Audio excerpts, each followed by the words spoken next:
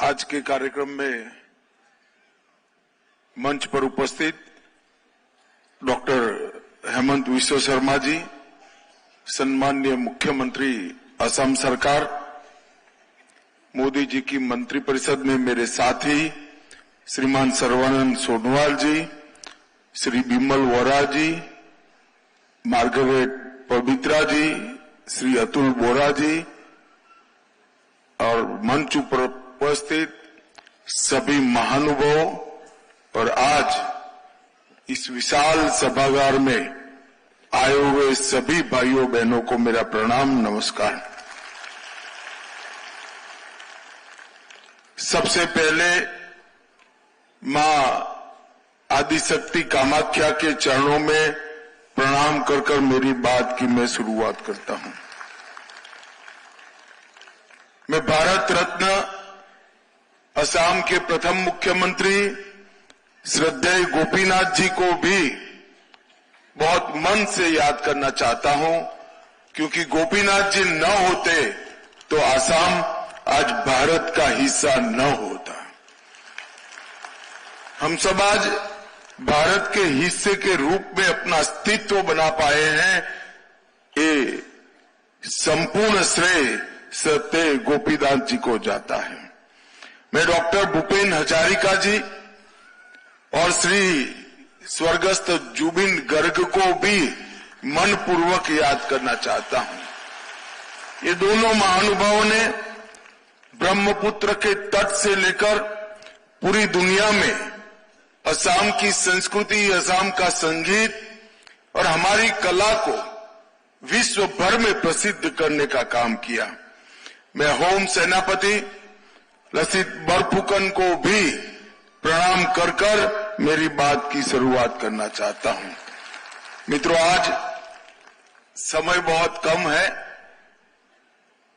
मौसम के कारण मुझे जल्दी जाना पड़ रहा है, मगर आज एक ही दिन में हेमंत जी ने असम के विकास के लिए, असम की पहचान के लिए, असम की संस्कृति के लिए और असम की सुरक्षा के लिए सभी डायमेंशन को कवर करते हुए ढेर सारे कार्यक्रमों की रचना की।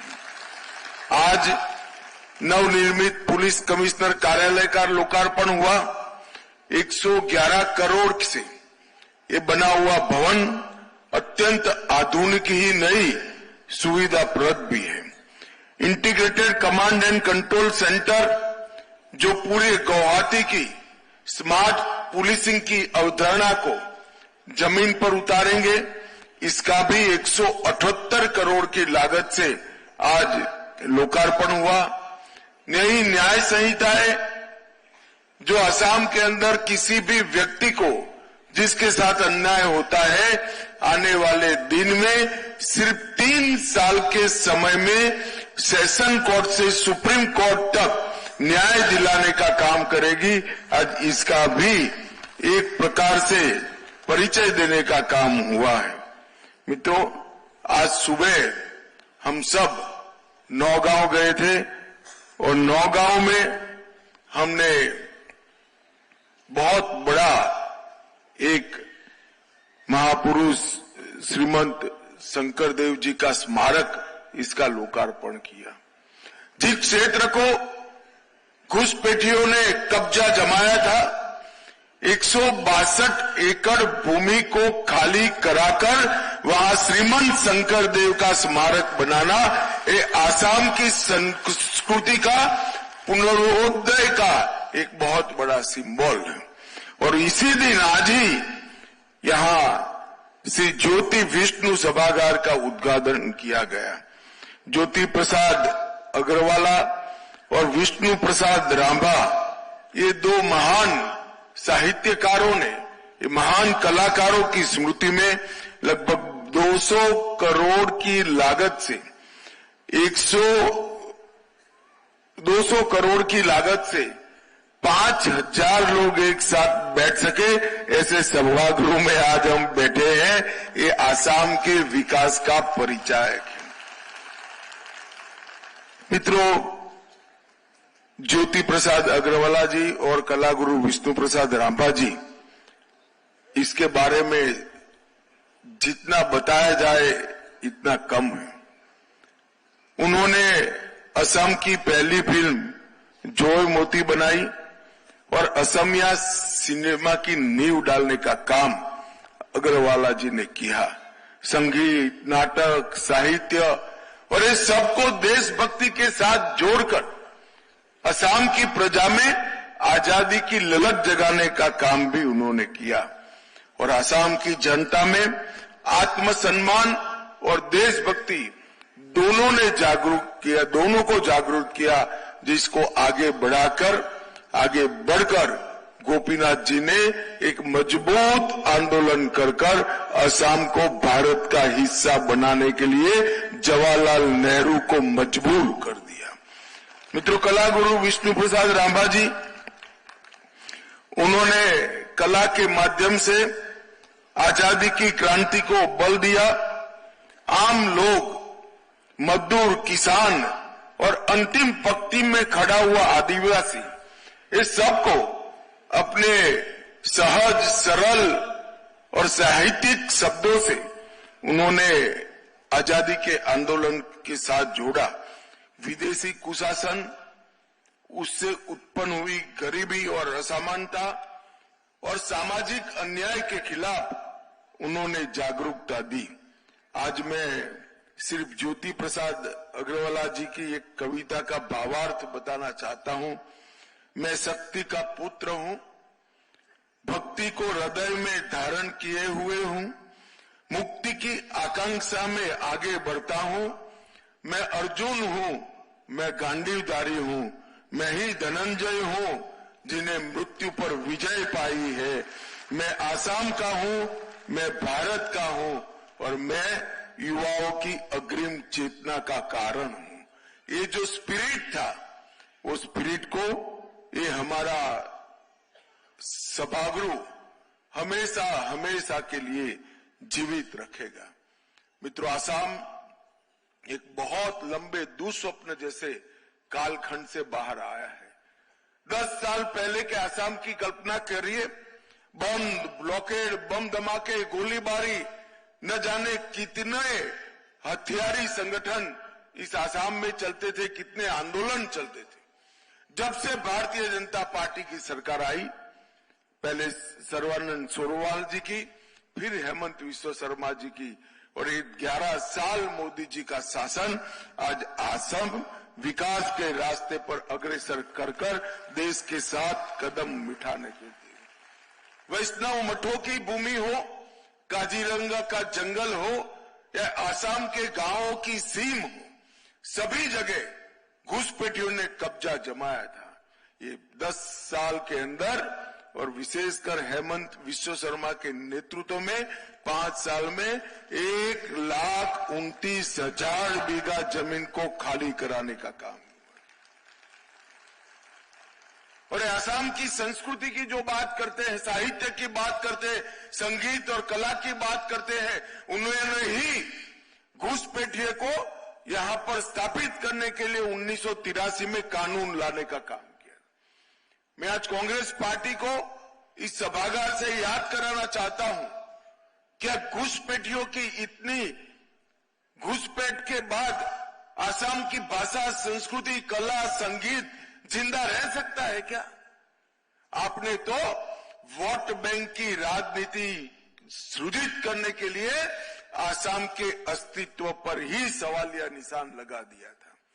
मित्रों, आज काफी कुछ हुआ है, मगर इससे संतोष नहीं है।